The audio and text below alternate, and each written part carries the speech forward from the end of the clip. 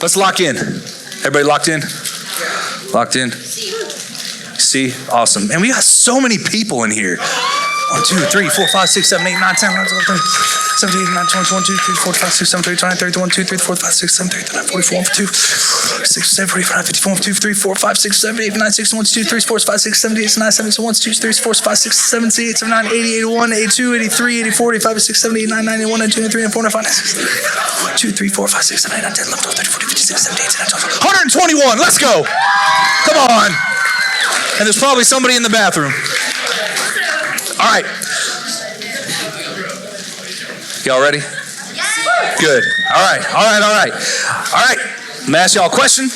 It might be you. It might be a friend. You might say it's a friend because you don't want to admit it's you. But have you ever had a friend or known somebody who will say like, bro, I love you, but then when you need a ride, like, they ain't got you? They don't show up for you? Or like, how many of you are in a group chat? And you know the group chat I'm talking about, the one that if like other people saw it, that group chat, you know what I'm talking about? Yeah. But how many of you have been roasted in the group chat and the people that are supposed to be your best friends, they laugh at it? They don't have your back? Right? You know what I'm talking about. Or when you're going through something that's actually heavy and you reach out to somebody you thought was there for you and they just reply with like, dang, that's crazy. Yeah.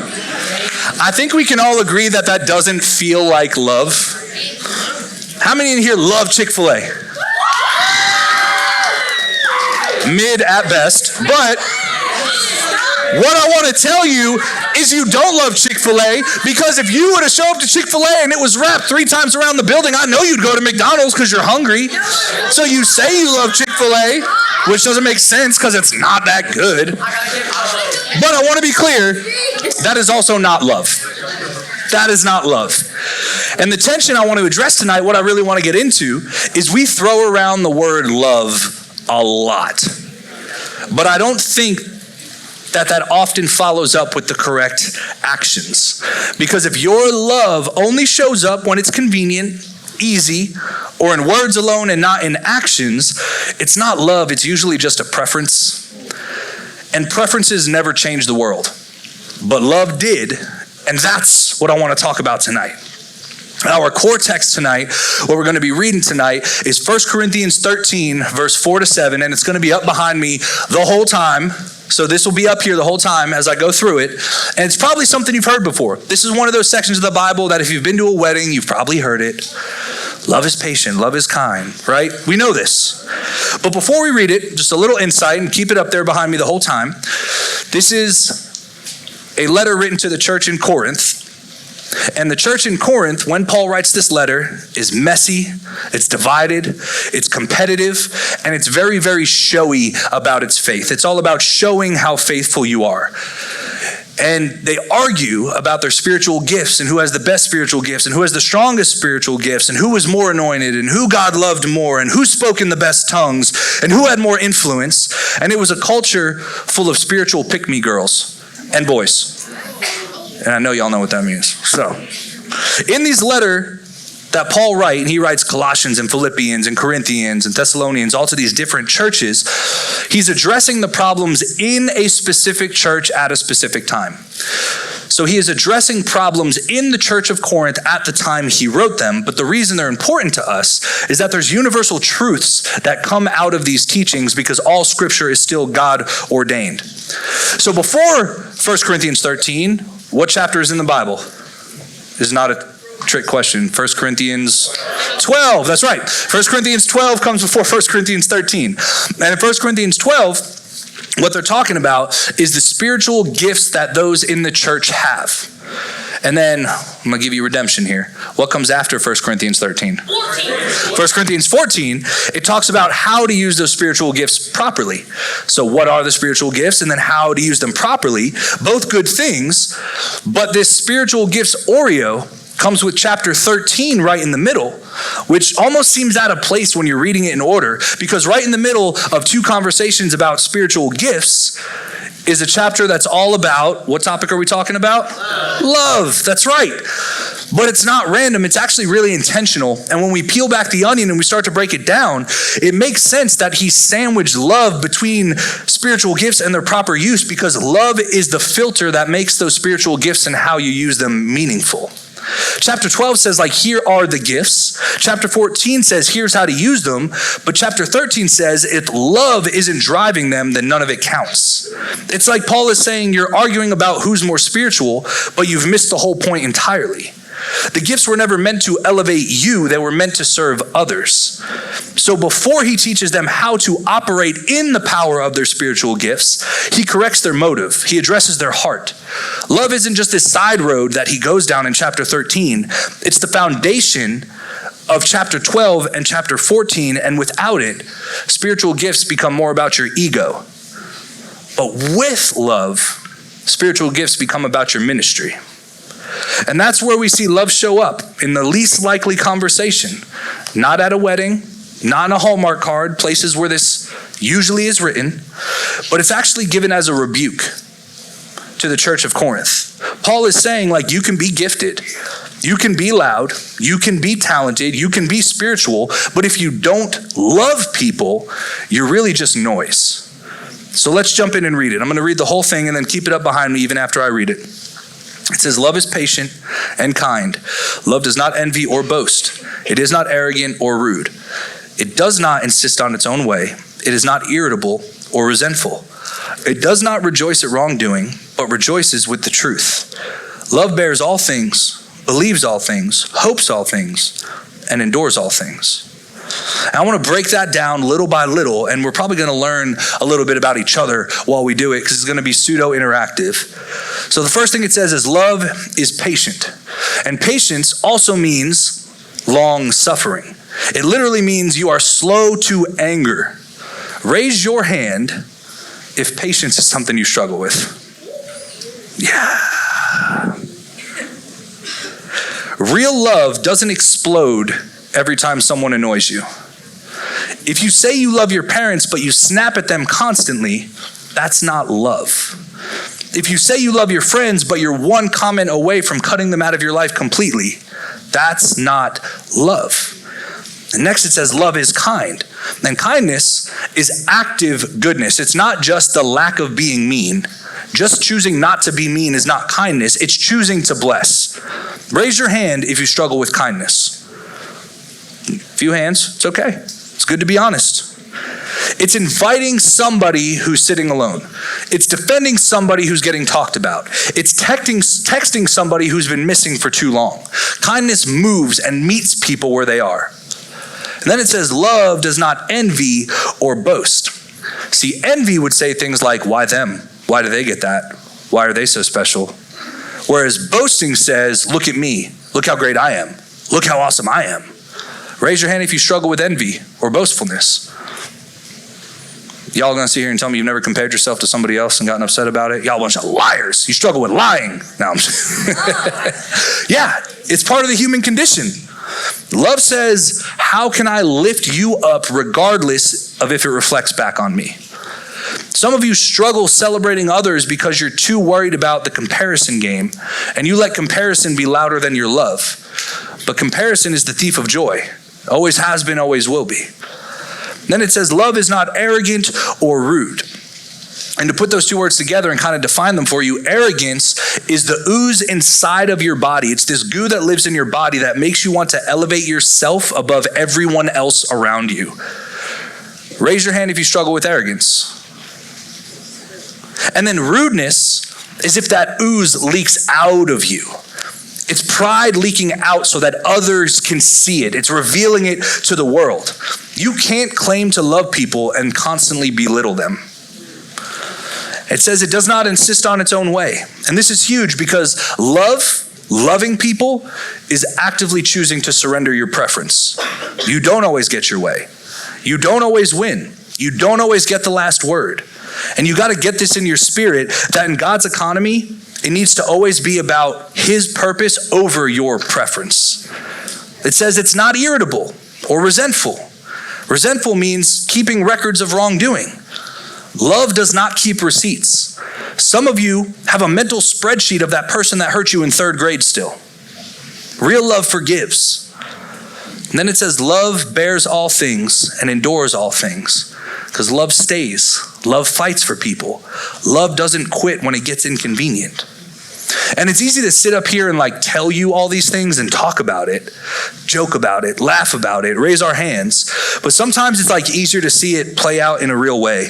So I need 7 people to come up here real quick.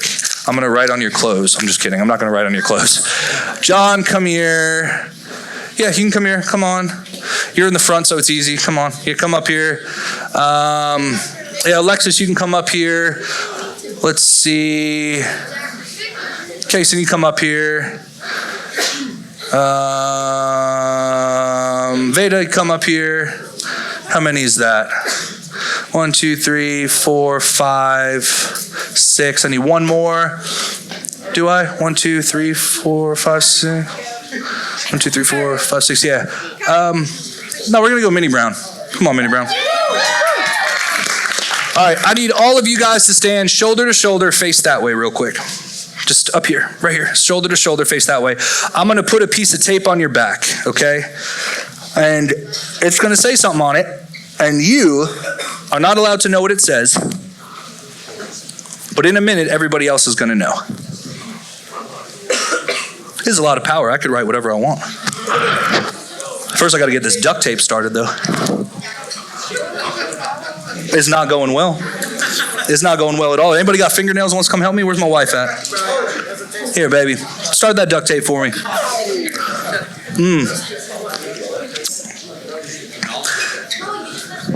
Yeah. Best wife in the world. That's hard, right? I'm not crazy. Yeah, see, validate me in front of all these people, please. please validate me. Remember that pride we were talking about? It's hurting right now. Guys, I got it. Oh my gosh. See, I'm not crazy. That's really hard to get. Ooh, I think I got it. You got it? Got it? Let's go, Mel. Let's go. Hey, come on. Yeah. I ripped it. Yeah, the superior Mendez is facts, whoever said that. That is so true. All right, this will work. I just need it to stick a little bit. Doesn't got to be perfect.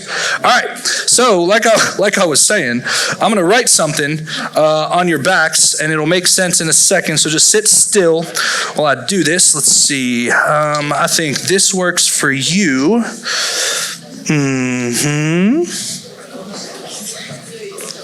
All right. That's going to go on Minnie Brown. Beautiful. Nope. We're struggling here, man. This duct tape, they gave me the bargain brand duct tape.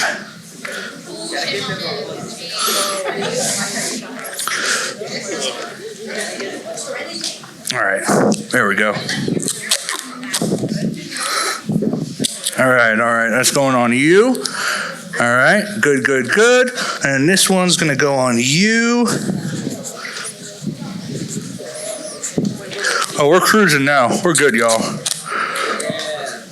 And what's going to happen in a second is I'm going to send them out into the crowd, and you're going to rise to your feet, and you're going to be able to see what's on their back. They're not going to be able to see what's on their back, and I want you to treat them like whatever is on their back.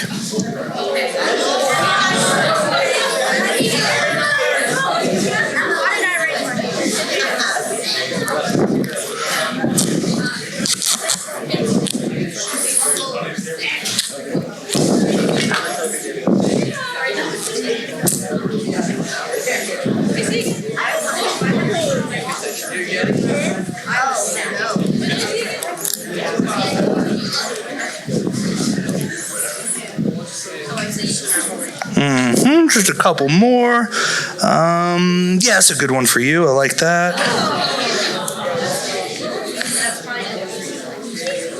Hey, as it's written on your back, I want you to think about what it could possibly be, and we'll see if you can guess it once the exercise is over.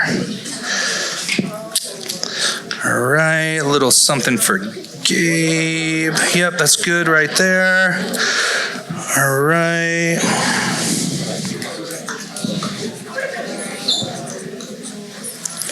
All right.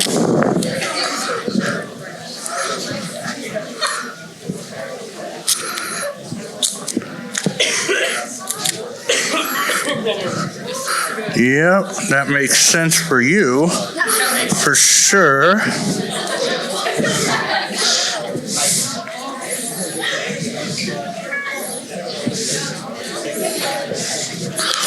Yep. For my daughter, oh yeah, that checks out. That checks out big time for you. Oh yeah, all right, one more. Yeah, I like that one. That's a good one. All right, now, this only works if nobody tells them what is written on their back. So make sure you're treating them like the thing on their back, but don't reveal it. And those of you with it on your back, if you see somebody else's, don't tell them. Now I want everyone to raise to your feet, find a little space, and for the next 2 minutes or so, y'all go interact, go talk. Everybody treat them like the things on their back. Go ahead, go out there, go have some conversations. Go treat them.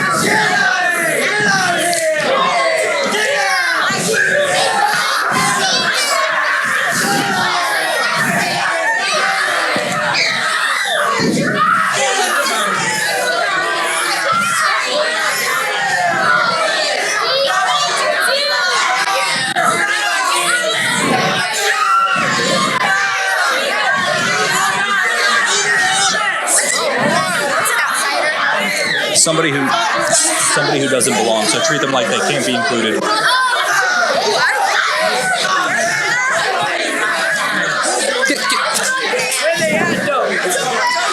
All right, keep it going, keep it going. It's okay. Jesus loves you. Oh, thank you. I know what this says. We're gonna have 30 more seconds. Make sure you really give it to them. Treat them the way they deserve to be treated. Hey, raise your hand if you have a label. Raise your hand if you have a label. Find these people. Treat them like they deserve. Yep, everybody treat them the way they deserve.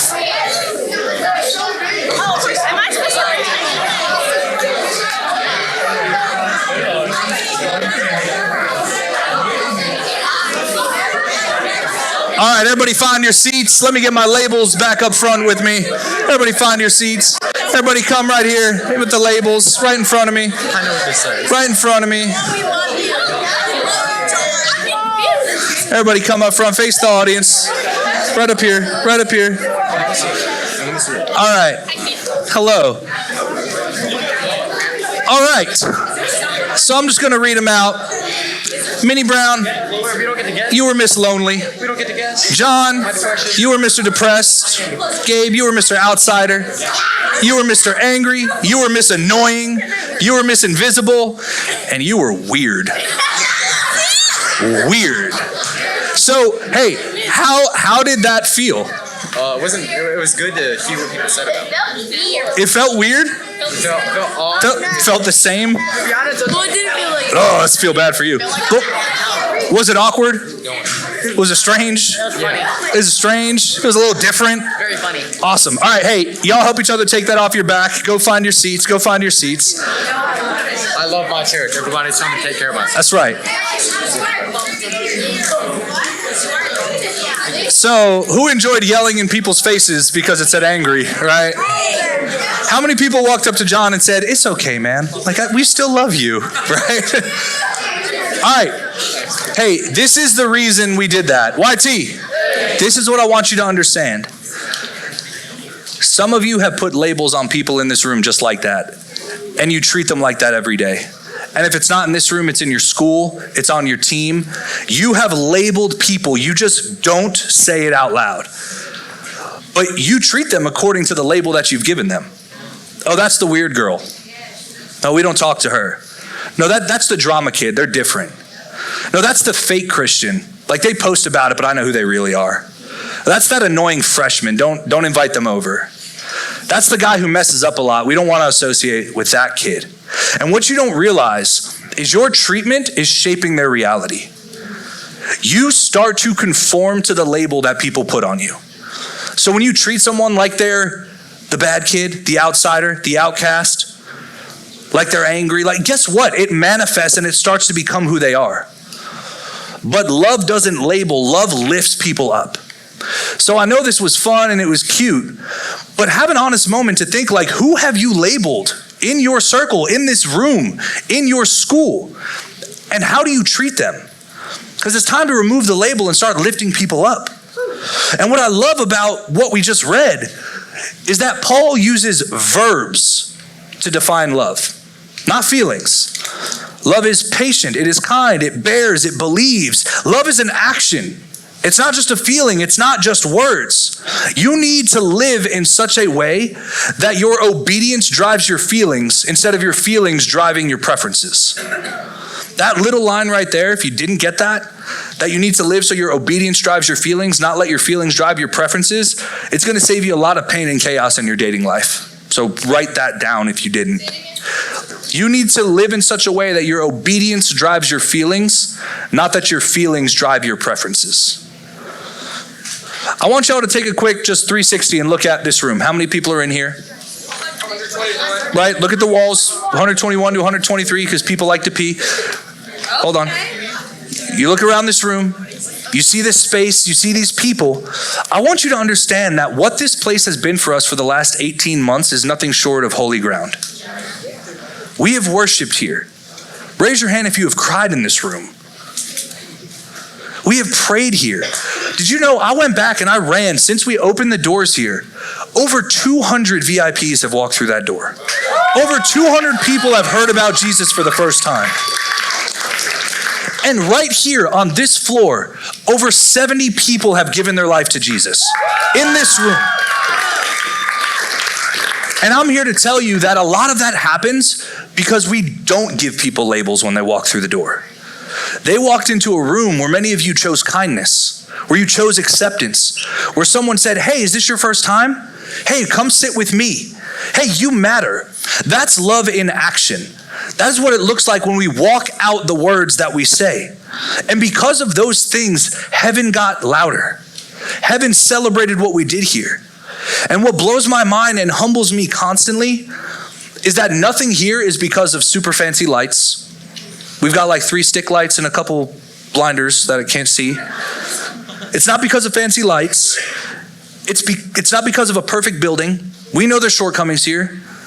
I struggle with, like, what do I do with you guys before we start? You have like a hallway and a front porch. I know it's not perfect. It was because students loved people enough to invite them through the front door. That is what made this place holy. Real love should change how you live. It changes who you text. It changes who you sit with. It changes what you repost. It changes what you tolerate. It changes what you laugh at. And it changes what you stand for. But I also want to turn the page real quick, because love is about those around us. But love should always start and end with God. And loving God completely should infiltrate every action that you take in your life 24/7, 365.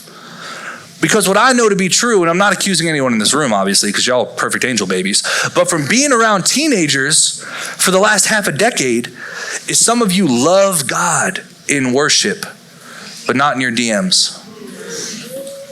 Some of you love Jesus in here, but never want to say his name in your school. Some of you love when it benefits you and when it benefits you only. But what I know is that God's word in John 13:35 says, by this all people will know that you are my disciples if you have love for one another. Amen. It's not by your Christian playlist. It's not by the little John 3:16 in your Instagram bio, which, by the way, a little introspective moment. If you took the Bible verse out of your bio, would I know you were a Christian by what you're posting? Maybe it's something to think about. It's not by your camp t-shirt that you wear for 1 week when you get back because you had the most fun ever and then you put in a drawer and never wore again. It's by your love. And speaking from experience, love often shows up when it's least convenient. Which brings me to number 1. Love speaks up when it costs you socially. You want to know how to love in action? Interrupt the joke that shouldn't be told. When someone's getting picked on, instead of just laughing, say something. When someone's being talked about behind their back, change the direction of the conversation and stop the gossip chain. When someone is getting labeled, defend them. When we read 1 Corinthians said, love is not rude, it rejoices with the truth. And this is what that looks like as a student. Risk your reputation, because let's be honest, it's easier to stay quiet and blend into the crowd because silence protects your image. But love's supposed to protect people. And you can't protect people if you're being silent. If you've ever laughed at someone to avoid being laughed at yourself, that's a preference, not purpose. Love says, I would rather lose cool points than lose my character. That's how love is in action. And number 2, love moves first, even when they don't deserve it. We said love is patient, love is kind, it keeps no records of wrongdoings. So this is what that looks like for you to live out, because I don't just like bringing you problems, I like bringing you solutions. Send the text first. Apologize first. Forgive first. Invite first. And going back to that, sending the text first, reach out first, apologize first. Every conflict you have ever had in your life, the hardest part is owning the piece that you had. If the other person was 99% wrong, there's usually a 1% you could still own. And the Christian thing, the humble thing to do is to lead with that 1%, maybe 50%, maybe you were all the way wrong, but lead and apologize first. Hey, I know you came at me sideways and I responded in anger. I'm so sorry in the way I responded. I was just having a bad day. You're not excusing it, but you're leading first. And you would be amazed at what walls come down when you lead with humility and you go first. You invite, you forgive, you apologize, even if they hurt you, even if they never said sorry. Because biblical love is not a reaction, it's an action first. Jesus didn't wait for you to clean yourself up before he loved you. Romans 5:8 tells me that while we were still sinners, Christ died for us. And love in action this week can look like inviting that person to church. Inviting that friend who hasn't stepped foot into a church yet, not because they deserve it, not because they asked you for it, but because their eternity matters just as much as yours. If your love only shows up when it's reciprocated, that's preference. That's not purpose. Real love moves first. And number 3, love sacrifices comfort for calling. And this one's the gut punch. Because we read, it does not insist on its own way. Love does not insist on its own way. You cannot love deeply and live selfishly at the same time. Love costs. It costs time. It costs convenience. It costs ego. It costs energy. You know what loving like God 24/7 might look like? It means that the way that you text, the way that you snap starts to change too. It means your music starts to change. It means your Friday nights look a little bit different. It means what you tolerate around you changes. It means when God convicts you, you don't argue, you just surrender immediately. It means when your friend is spiraling, you don't send back the text that goes, that's crazy. You show up. Love sacrifices preference for purpose every single day. And I want to be real, like I've shared with you guys that we're leaving here and we're going to Pensacola, and it's a mixed bag of reactions, and I understand that. But those of you that are so excited for this move to Pensacola, you're so excited because you're like, there's going to be a revival when we move to a new building. Revival's not built on a building. It's built on sacrifice. The warehouse, if you were in YTH long enough, we used to meet in a warehouse right up the road. The warehouse wasn't perfect, it was powerful. Tiger Point wasn't powerful because it was perfect. Tiger Point was powerful because of what you chose to do here. It was powerful because students sacrificed awkwardness to invite their friends. Love in action says, I will inconvenience myself for someone else's eternity. And that's the difference between noise and impact. So we're moving. There's nothing we can change about that. This served us for a season. We're going to a new building. We have a new opportunity. There's new things to reach. There's new things to do. But hear me, if love doesn't move with us, it's just a new address on a map.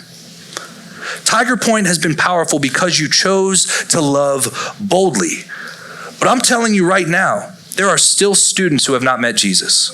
There are still students who feel alone. There are still students who struggle with depression and addiction and anxiety and confusion and pretending they're fine when they're not. And real love doesn't scroll or walk past them. Real love invites. Real love carries. Real love changes how you live. I need y'all to lock in and lean in right now. No distractions, no whispering. If you have a phone, just put it down for a second. And I need you to just right here. Because this is the moment where everything we just talked about really lands and becomes real. This is where it becomes real. We've laughed a little bit tonight. We've had some fun. We celebrated 200 VIPs and we celebrated 70 salvations. But the truth is, you can sit in a room where 70 people have met Jesus and still walk out unchanged. You can clap for what God did in someone else's life and never surrender yourself to the same thing. And I refuse to let that happen tonight, because love to me isn't a theory, and love demands a response. You want to know what real love looks like? It looks like a cross. It looks like Jesus hanging there, taking his last breath, patient, kind, not insisting on his own way. No record of wrong, not for himself, and no record of wrong for you once his blood was shed. While you were sinning, while you were choosing yourself, while you were still ignoring him, he chose you. And that's not convenience, that's covenant. And that's not preference, that's purpose. Some of you have grown up around church and you've still never surrendered. You've sung the songs, you've spoken the language, but you've never given your life truly over to Jesus and his love for you. So tonight's not about emotion. Tonight's about your eternity. And if you have never truly surrendered your life to Jesus, you've never repented of your sin, you've never made him the Lord of your life, then tonight is your moment. It's not tomorrow, it's not next week, it's not when we get to the new building. It's right here at our last night in Tiger Point. Before we ever walk out those doors, never to walk back in them again. So I want everyone to close your eyes. I just want you to listen to my voice. Knowing Jesus is everything. And if you're in this room right now and you honestly do not know if you took your last breath tonight, if you would wake up in heaven or not, but you want to leave with that confirmation, I'm going to count to 3 and everybody's eyes are going to stay closed and nobody else is going to move. We're not going to clap. We're not going to celebrate. But if you are a person, you're saying, honestly, Pastor Steve, if I died tonight, I have no idea if I'm going to heaven. I don't know where I would end up if I took my last breath. When I count to 3, I just want you to stand up in place. Eyes are still closed. Nobody's looking around. I want you to stand up in place and nobody is looking around right now. Everybody close your eyes, because this is so not the moment where I'm like, yay, let's celebrate and everybody. No, this is a real moment for you to get real and honest with yourself. I don't care if you've raised your hand. I don't care if you've been baptized. I don't care if you were raised in a Christian home. If you're saying, Pastor Steve, I really don't know where my soul goes at the end of the day, I want you to stand up in place with your eyes still closed when I count to 3. No hesitation, no looking around, no waiting to see if your friend next to you does it because you can hear them moving. This is a moment between you and God. I want you to remember he loves you and he died for you. So on 3, stand in place if that's you. Nobody looking around, eyes staying closed. 1, 2, 3. And stand in your seat right now. Nobody looking around. Keep your eyes closed. And I'm going to let this moment breathe for a little bit, because what I know is confronting my own humanity is one of the hardest things I've ever had to do. So if you're in that seat and you are just like, I know I should stand up, but I'm not gonna, because if somebody thinks this about me or this about me, it's going to ruin my reputation as a good Christian. I don't care. I would rather make you uncomfortable and step on your toes than watch you give your eternity over to the devil. So one more time, I'm going to say 1, 2, 3, and ask you to stand if there is any question in your mind of where you're going when you take your last breath. Now, everybody keep your eyes closed except for those who are standing. If you're standing, look at me. He is not ashamed of you. He is not mad at you. And he is ready to change you. And I don't want this moment to be subtle. I want this moment to be real. So nobody else is looking around, but if you're standing, I want you to walk up on this stage, and nobody's going to see you do it. Nobody's going to open their eyes. I promise you. I want you to come up to this stage. And leaders, I want you to come up here and grab one. And I want you to go have a conversation outside. And we already talked about what that conversation is. You can grab 1 or 2 of them. Everybody else, keep your eyes closed. Don't look around. Leaders, grab two at a time because we've got a lot. Praise God, we've got a lot. Because I'd rather do business here than on the other side of eternity where I can't reach you anymore. We got a door open up here on the side of the stage if you don't want to filter back through the crowd. We'll wait till they all clear.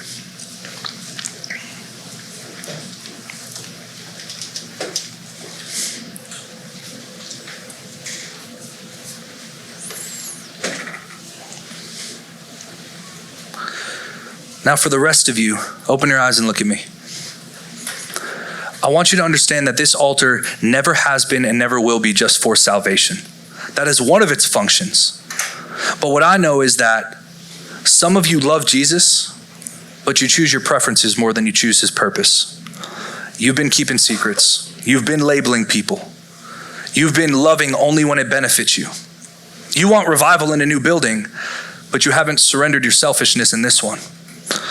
So tonight, we're going to have a realignment moment. And if you need to realign your heart in any way with anything we read in 1 Corinthians 13, come to the altar. If you need to forgive someone, you're going to come to the altar. If you need boldness to invite somebody to the new location, come to the altar. If you need breakthrough in your addiction, your anxiety, your depression, come to the altar. And as I'm saying this, all my leaders, come up here. Any leaders that are still in the room, come up here. If you need God to change the way that you treat people and view people and label people, I want you to come to the altar. And again, I don't want you to wait for your friend to move because this isn't about your friend. This is about you. And leaders, when they come up, feel free to take them and move around the room if you have to. And students, when I tell you it's time to move, it's time to change, and it's time to stand for something. And for those of you who aren't going to come to the altar to pray, this is what we're doing. We're not just leaving this building, we are commissioning it for the future. We're not walking out quietly. We are leaving it so covered in prayer. Every tear, every cry, every worship moment, every salvation, we are sealing this room so that when whoever walks in here after us can't help but be in awe by God's glory and anointing all over this place. The worship, I want you to come up. Because worship's going to be playing one more song while all of this happens. I want leaders praying over students. I want students praying over students. I want you praying over these walls and crying out to God. And when you're done praying, I want you to sing worship at the top of your lungs. And I want to shake this community for God's glory. I want whoever walks in these doors after us to feel peace and conviction and the residue of God all over this place. Because revival doesn't stay in a room. It multiplies through its people. And we're not finished here. We're just moving to the next chapter of what God has for YTH. This room was holy ground because you chose love. The new building is only going to be holy if you bring it with you. So tonight we surrender our selfish love, our convenient love, our fake love, and we step into real love. The kind that moves, invites, sacrifices, and changes the way we live. So let's fill the altar one more time. Let heaven hear us cry out in prayer and worship one more time, and let this building remember us, and let the next season begin. So worship, take it away, and students, move to the altar.